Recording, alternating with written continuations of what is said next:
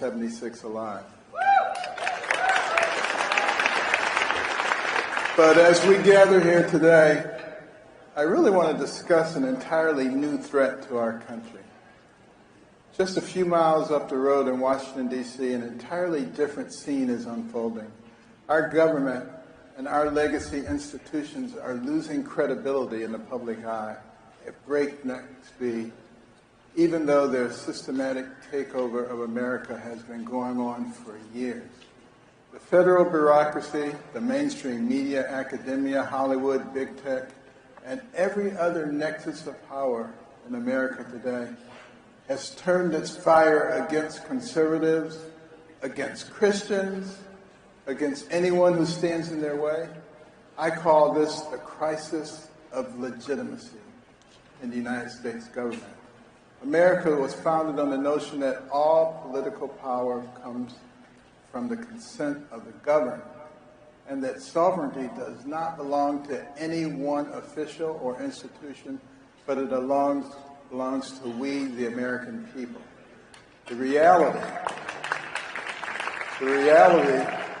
is that the government in Washington, D.C. no longer represents the people it claims to serve.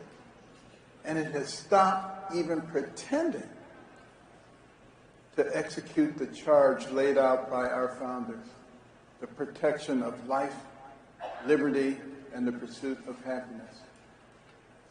Put simply, Washington is losing its legitimate claim to govern the American people. Millions of Americans look around and wonder, what's becoming of their beloved nation? They don't recognize the place that they grew up in. And they wonder what kind of future is in store for their children and grandchildren. Young men, particularly young white men, aren't signing up in great numbers for military anymore because they don't want to fight for a country that hates them. They don't want to die halfway around the world to protect the borders of Ukraine or Taiwan or any other country on the earth, when our own border is being overrun by the millions with terrorists and cartel members and human traffickers coming in every day. They don't want to join a fighting force that is more concerned with woke activism, gender inclusivity, LGBT issues, than it is with protecting Americans. They don't want to be part of an operation that spends trillions of dollars abroad while the small towns they call home are falling into dissolution and our communities are being ravaged by drugs and depression while their jobs are shipped overseas without a second thought. And they don't want to fight overseas just to come home to a country hell-bent on vindictive identity politics that promises to take what little social and economic capital they have left and redistribute it to racial, sexual, religious, and other minority groups as a pure power play by the radical left. Who can blame them? And how long can a country last in that way? It isn't just happening in our military either. As we see every day, virtually every single institutional power in our country has become openly hostile to conservatives, to Christians, to our country's legacy, and even the concept of Western civilization itself. Our education system has been taken over by radicals who push insane political ideologies like CRT, DEI, transgenderism, and more on our poor children, while they no longer even learn basic reading, math, and civics. They come down with the full force of the law when a student tries to open a Bible or say a prayer in school. And you know, they're putting all this stuff over on our young people who have brains that are not fully developed yet. And to take somebody who's curious and impressionable and infect them with these kinds of things is nothing less than child abuse. You know, inflation, gas prices have risen so high that everyday American families struggle to even put food on the table and gas in their cars. And Washington's solution double down on insane environmental policies like the Green New Deal, mandatory electric vehicles, even though other countries pollute at far higher rates than we do.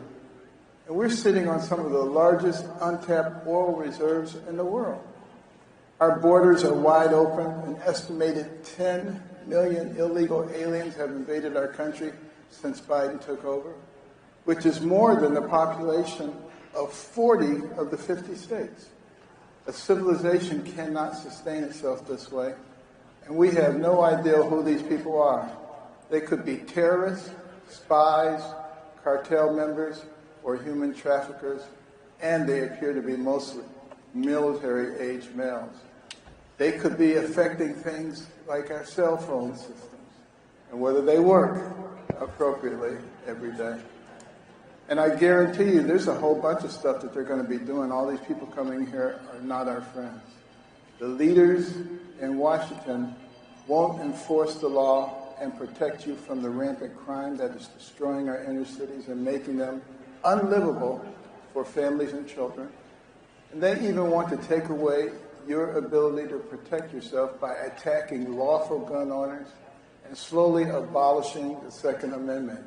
Meanwhile, they let hardened criminals out of jail while peaceful pro-life protesters and patriotic grandmothers who walked into the Capitol on January 6th are facing a decade or more in prison. Think about that. Think about that. And this is at a time when we lived through the summer of BLM Antifa protests, burning down cities, destroying businesses, looting stores, with support from government officials and the biggest corporations on earth. The law is being used to constantly harass upstanding citizens while the real criminals go untouched.